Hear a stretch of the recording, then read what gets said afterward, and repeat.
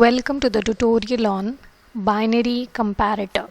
A binary magnitude comparator is a logic circuit that provides the output information indicating the relative magnitude of two input operands. So basically, three output conditions will exist as a result of comparison of the two operands. They are A equal to B, A greater than B, and A less than B. So here we are presenting a block diagram wherein you can see an n-bit comparator having two input operands A and B. The comparison of A and B will yield three possible conditions at the output: A greater than B, A equal to B, and A less than B. So let us look into the first comparator, that is the 1-bit comparator. So here is the block diagram wherein I have considered n to be equal to 1 to make it a 1-bit comparator. So I have the two operands at the input, they are A and B, and at the output, three output conditions exist. So if you look at the truth table, we have A and B to be 1 bit, and we are going to compare the input A with input B and obtain the output depending upon whether A is equal to B or whether A is greater than B or A is less than B. The output will be high corresponding to the case for which A is greater than B, A is equal to B, or A less than B. So we know that when we have single bit comparison, we will be having a total of 4 different cases. So 0, 0, 0, 1, 1, 0, 1, 1 are the 4 possibilities that we have, and we are going to compare each of them. So if you observe, for the case of input operands A equal to 0 and B equal to 0, we have A equal to B, that is output is high. For 0, 1 we have A less than B. For 1, 0 A greater than B. For 1, 1 A equal to B. So the expression for A equal to B can be represented in terms of the inputs as A bar, B bar plus AB, which is equal to A XNOR with B. So the same thing has been highlighted in the yellow color here. Moving on to the next one, for A greater than B, we have the input combination A B bar, so that has been highlighted in blue color. The last case, which is indicated in the green, we have the expression to be A bar B.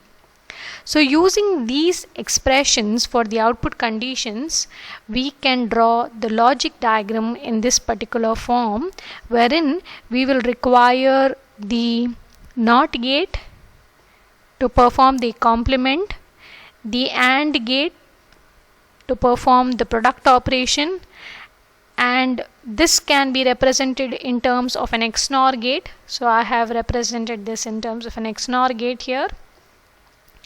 And you can see for the case of A greater than B, you have a NOT gate and an AND gate. So in a similar manner, let us proceed for a case of 2-bit comparator.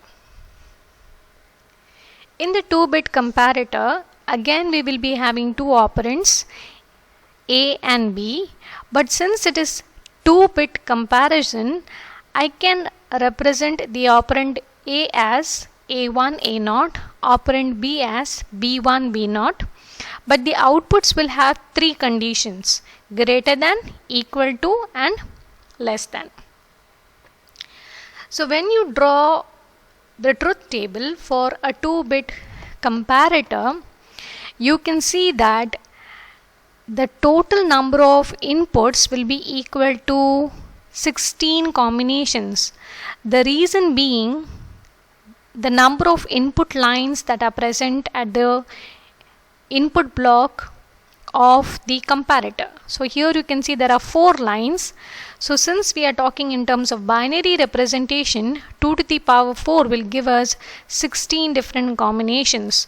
So starting with A1, A0, B1, B0 to be equal to 0, 0, 0, 0 to 1, 1, 1, we obtain 16 combinations. And for all the 16 combinations, when we are going to compare, we are comparing the operand A with operand B. That means we are comparing 2 bits together. That is, A1, A0 is considered as one operand, B1, B0 is considered as a second operand. So 0, 0 will correspond to decimal 0, 0, 1 corresponds to decimal 1, 1, 0 decimal 2 and 1, 1 decimal 3. So individually, though it is 2-bit, we will be considering as a single operand. Same thing applies for the operand B.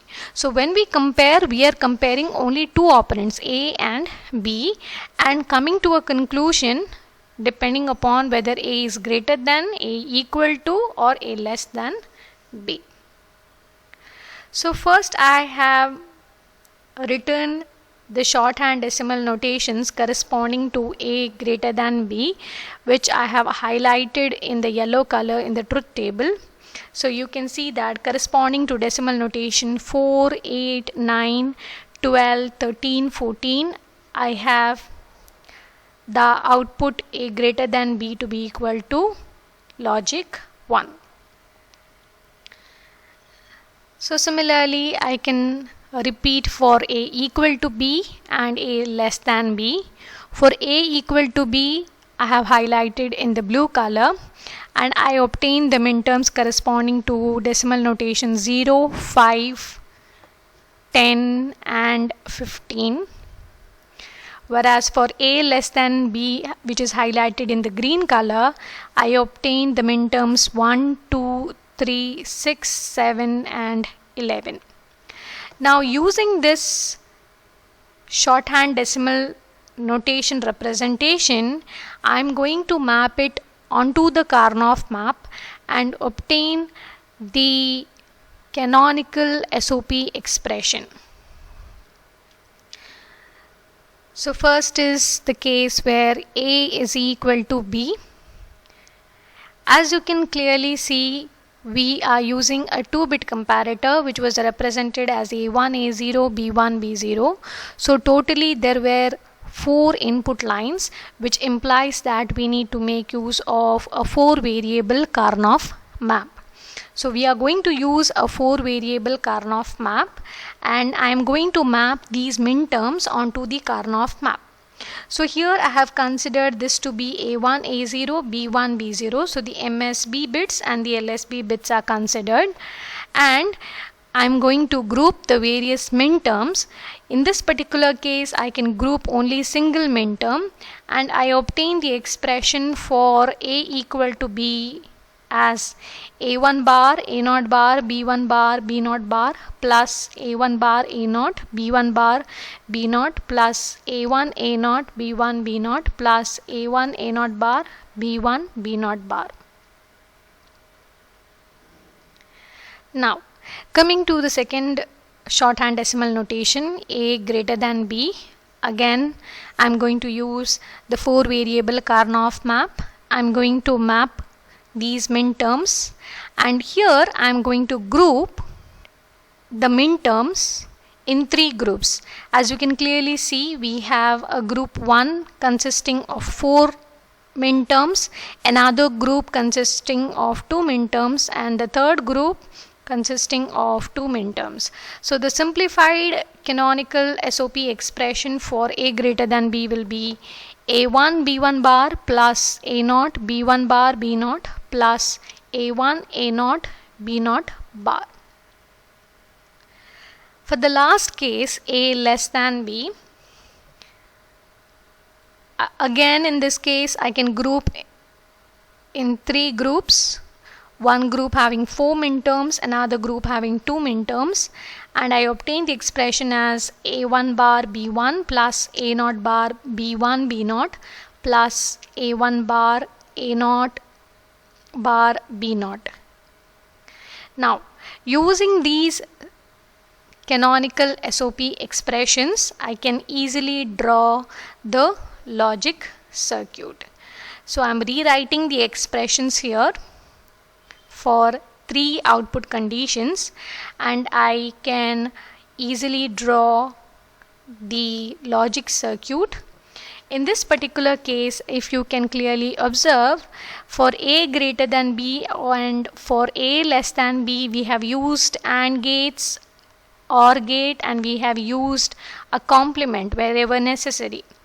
Whereas when we represent A equal to B, instead of representing in terms of AND gates and OR gates, what we have done is we have rearranged this particular expression and try to represent in the form of the XNOR gate and the AND gate. So this in turn reduces the number of gates that are required to simplify the expression. That is, the number of gates required to represent the logic circuit. Now, before we proceed further, we need to understand that if we are going for higher order bits, say greater than 2 bits or 3 bits, what happens is that the complexity increases because the number of input lines to the block will increase. For example, if I am considering a 3-bit comparator, then I would require 2 operands of 3 bits each. So there would be a total of 6 input lines at the input side of the block diagram. So that means when I am going to draw the truth table, I will require 2 to the power 6, that is equal to 64 combinations of the input, and I need to do the comparison. So this becomes one of the tedious tasks. So in order to solve this issue, what we do is we go for applying the principle of iterative circuit to the comparator, which you will see in the next tutorial.